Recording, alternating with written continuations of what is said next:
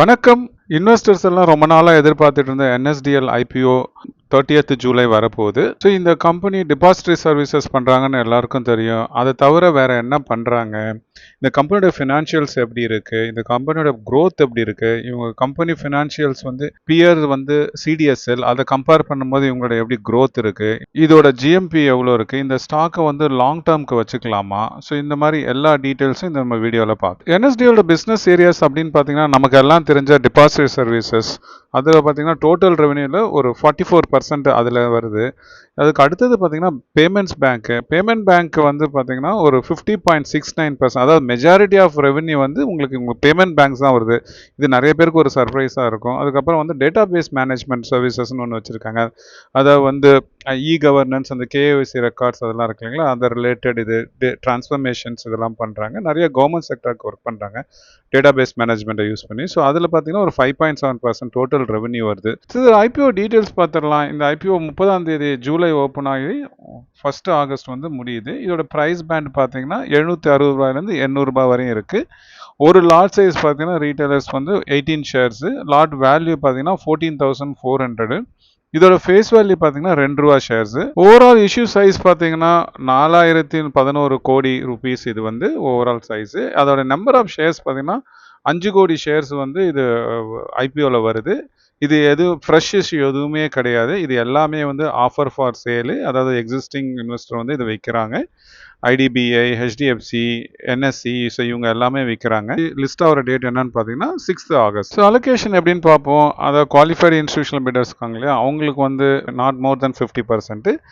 NIAs இருக்காங்க இல்லையா, நான் இன்ஸ்டியூஷனல் இன்வெஸ்டர், அவங்களுக்கு வந்து நாட் லெஸ் தென் 15%. அதே ரீட்டைல் கேட்டகரியில் வரவங்களுக்கு நாட் லெஸ் தென் 35% இருக்கு. இதில் எம்ப்ளாயி கேட்டகரி இருக்கு. ஸோ அவங்களுக்கு பார்த்தீங்கன்னா இந்த நார்மல் இதில் IPO ப்ரைஸில் 76 ருபீஸ் வந்து பர் ஷேர் வந்து டிஸ்கவுண்ட் கிடைக்குது. நான் ஒரு AMFI certified mutual fund adviser plus certified financial goal planning adviser. உங்களுக்கு மியூச்சுவல் ஃபண்ட்ஸ் பற்றி எந்த சந்தேகம் இருந்தாலும், ஒரு நல்ல ஒரு மியூச்சுவல் ஃபண்ட்ஸ் ஒரு லாங் டேர்ம்க்கு வந்து செலக்ட் பண்ணணும், ஒரு நல்ல ஒரு ஸ்டாக் வந்து ஒரு லாங் டேர்ம்ஸ்க்கு வச்சுக்கணும், உங்களோட ரிஸ்க் ப்ரொஃபைலுக்கும் உங்கள் லாங் டேர்ம் கோல்ஸுக்கும் தகுந்த மாதிரி. அதே மாதிரி உங்களுடைய கரண்ட் போர்ட்ஃபோலியோ அந்த அளவுக்கு ரிட்டர்ன்ஸ் தரல, அதை ரிவ்யூ பண்ணி ரீபேலன்சிங் பண்ணணும். இந்த மாதிரி இன்வெஸ்ட்மெண்ட் ரிலேட்டட்ஸ் எந்த கொரிஸாக இருந்தாலும் இங்கே கொடுக்குற காண்டாக்ட் நம்பரில் நீங்கள் என்ன ரீச் பண்ணலாம். ஸோ இவங்களோட ஃபினான்ஷியல்ஸ் பார்ப்போம். ஸோ இவங்களோட ஃபினான்ஷியல் ரெவன்யூ ஃப்ரம் ஆப்ரேஷன்ஸ் பார்த்தீங்கன்னா ஒரு இந்த 2025 மார்ச் எண்ட் 31 பார்த்தீங்கன்னா 1420 கோடி இருக்கு. ஸோ இன்கம் ஃப்ரம் அதர்ஸ் எல்லாம் சேர்த்துனா அது 1500 கோடிக்கு மேலே வருது. 2024 பார்த்தீங்கன்னா 1268 கோடியா இருந்துச்சு. இதே 2023 பார்த்தீங்கன்னா 1021 கோடியா இருக்கு. ஸோ growth பார்த்தீங்கன்னா லாஸ்ட் இயருக்கு இந்த வருஷம் பார்த்தீங்கன்னா ஒரு 12% growth, ரெவன்யூ growth இருக்கு. இவங்களோட எபிட்டா பார்த்தீங்கன்னா 492 crores இருக்கு. இதே மாதிரி நெட் ப்ராஃபிட் பார்த்தீங்கன்னா 2025க்கு பார்த்தீங்கன்னா 343 crores இருக்கு. இது பார்த்தீங்கன்னா லாஸ்ட் இயரை இது கம்பேர் பண்ணும்போது ஒரு 22.3% வந்து அதிகமாக இருக்குது. அதாவது ஏர்னிங் பர் ஷேர் பார்த்தீங்கன்னா இது 17.6 ருபீஸ் இருக்குது. இது ரிட்டர்ன் ஆன் ஈக்விட்டி பார்த்தீங்கன்னா 17.11. ஸோ இந்த கம்பெனிக்கு கடன் எதுவும் இல்லை. ஸோ இதோட ரெவன்யூ ஸ்பிளிட் எப்படி இருக்குது அப்படின்னு பார்ப்போம். ஸோ இது டெபாசிட்டரி சர்வீசஸ் 2025 பார்த்தீங்கன்னா நமக்கெல்லாம் தெரிஞ்சது 618 crores வந்து இருக்குது. அதே மாதிரி பேங்கிங் சர்வீசஸ் பார்த்தீங்களா, நான் சொல்லியிருந்தேன் இல்லைங்களா, அதில் தான் மேஜர் ரெவன்யூ 720 crores வந்து பேங்கிங் சர்வீஸ்லேருந்து தான் வருது. ஸோ இதோட growth பார்த்தீங்கன்னா உங்களுக்கு 2023 டெபாசிட்டரி சர்வீசஸ் வந்து 409 கோடியா இருந்துச்சு. இதே வந்து 2024 வந்து 473 கோடியா இருந்துச்சு.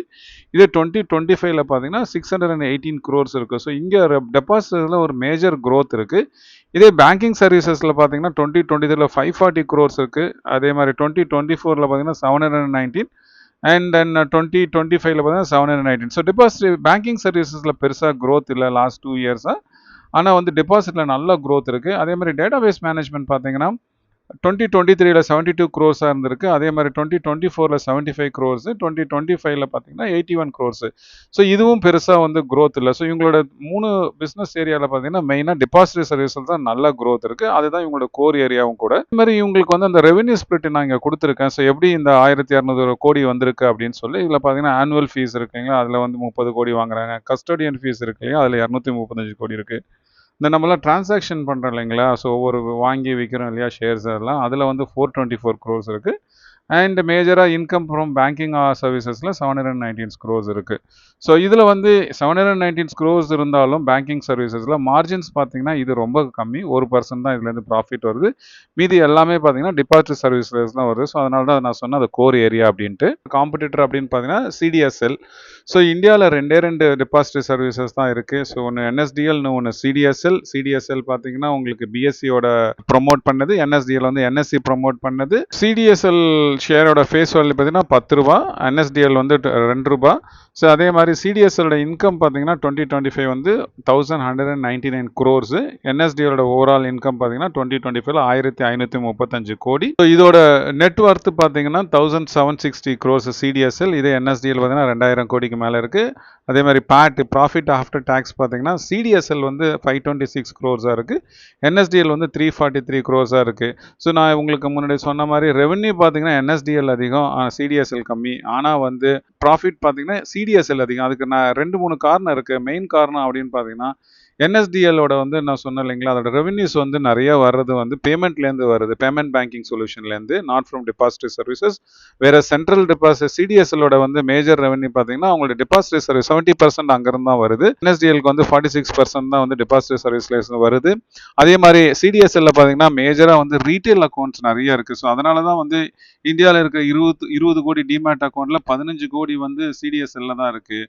அந்த நம்ம வச்சிருக்க ஜெரோதா, அப்ஸ்டாக்கு, க்ரோ இதெல்லாமே பார்த்தீங்கன்னா இப்போ ரீசெண்டாக நல்ல க்ரோத் இருந்துச்சுங்களா, அது எல்லாமே வந்து சிடிஎஸ்எல்ல தான் இருக்குது. ஸோ அதில் நல்ல ப்ராஃபிட் மார்ஜின் இருக்குது. ஸோ அதனால தான் என்எஸ்டிஎல்ல பார்த்தீங்கன்னா உங்களுக்கு ப்ராஃபிட் மார்ஜின் கம்மியாக இருக்குது. அதே மாதிரி ஆனால் என்எஸ்டிஎல் வந்து ஒரு ஸ்டெடி க்ரோத் இருக்கும். ஏன்னா எல்லா மேஜர் இன்ஸ்டிடியூஷனல் பேங்க்ஸாக இருக்கணும், மியூச்சுவல் ஃபண்ட்ஸ் கம்பெனியாக இருக்கணும், இல்லை ஃபாரின் இன்வெஸ்ட்மெண்ட் போர்ட்ஃபோலியோ இருக்கணும், இந்த மாதிரி பெரிய பெரிய இன்ஸ்டிடியூஷன்ஸ் எல்லாமே என்எஸ்டிஎல்ல தான் வச்சுருக்காங்க. ஸோ அதனால் வந்து அவங்களுடைய வந்து க்ரோத் பார்த்தீங்கன்னா ஒரு ஸ்டேபிளாக இருக்கும். இப்போ சிடிஎஸ்எலோட பார்த்தீங்கன்னா லாஸ்ட் Q4 ரிசல்ட் பார்த்தீங்கன்னா மார்க்கெட் அந்த அளவுக்கு டவுனில் இருந்ததுனால வந்து அவங்களோட ப்ராஃபிட்டும் நல்லா கம்மியாச்சு. வேற என்எஸ்டிஎல்ல பார்த்தீங்கன்னா அந்த ப்ராப்ளம் அதுக்கு இல்லை. ஸோ அதனால தான் சொல்கிறேன் ஒரு ஸ்டேபிள் க்ரோத் வந்து என்எஸ்டிஎல்ல இருக்கும். பட் அக்ரெசிவ் க்ரோத்து ப்ராஃபிட்லாம் பார்த்தீங்கன்னா சிடிஎஸ்ல நல்லா இருக்கும். ஸோ இதுக்கு ஜிஎம்பி ட்ரெண்ட் எப்படி இருக்குது அப்படின்னு பார்த்தோன்னா இப்போ வரையும் இதுக்கு ஒரு 18.25% வந்து ஜிஎம்பி இருக்குது. ஸோ அதாவது 146 rupees. ஸோ இது வந்து வரும் காலத்தில் வந்து ஏறுறதுக்கும் சான்சஸ் நிறைய இருக்குது. ஏன்னா வந்து அந்த நம்ம ஐபிஓ ஆரம்பித்தோன்னு வந்து எவ்வளோ சப்ஸ்கிரைப் ஆகுதோ அதுக்கு தகுந்த மாதிரி வந்து டிமாண்ட் வந்து இன்க்ரீஸ் ஆகும். ஸோ அதனால் வந்து ஜிஎம்பி இப்போ வந்து பார்த்தீங்கன்னா 18.25 இருக்குது. உங்களுடைய ஓவரால் வந்து ரேட்டிங்ஸ் எப்படி இருக்குன்னு பார்ப்போம். ஸோ ஃபினான்ஷியல்ஸ் பார்த்தீங்கன்னா ரொம்ப ஸ்ட்ராங்காக இருக்குது. இவங்க ஃபினான்ஷியல் க்ரோத்தும் பார்த்தீங்கன்னா இயர் ஆன் இயர் நல்லா இருக்குது. ஸோ அதனால் வந்து இது ஒரு ஸ்ட்ராங் வந்து ரேட்டிங்ஸ் கொடுத்துருக்கேன், 5 ஸ்டார் ரேட்டிங் கொடுத்துருக்கேன். காம்படிட்டிவ் அட்வான்டேஜ் பார்த்தீங்கன்னா இது வந்து நான் சொன்ன மாதிரி ஏற்கனவே என்எஸ்சி வந்து ப்ரொமோட் பண்ணது. ஸோ அதனால் டெக்னாலஜி அடாப்ஷன்ஸ் நிறைய இருக்குது. என்ட்ரி பேரியர்ஸ் இருக்கிற ஏரியா ஒன்லி இப்போதைக்கு சிடிஎஸ்எல்லும் என்எஸ்டிஎல்ஸ் மட்டும்தான் இருப்பாங்க. இதுக்குள்ளார புதுசாக ஒரு கம்பெனி வருது ரொம்ப ரொம்ப கஷ்டம். ஸோ அதனால் இதுக்கு நல்ல காம்படிட்டிவ் அட்வான்டேஜ் இருக்குது.